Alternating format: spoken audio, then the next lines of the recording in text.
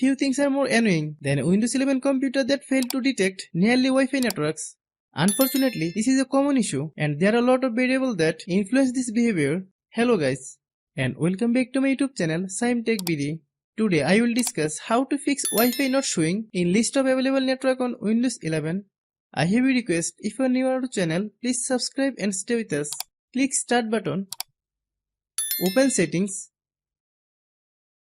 Click on the Network and Internet tab in the left pane. Scroll down and click on Advanced Network Settings to view all network devices. Scroll down to the More Settings section and click on Network Reset. Click the Reset Now button for network reset. Click Yes to confirm the action.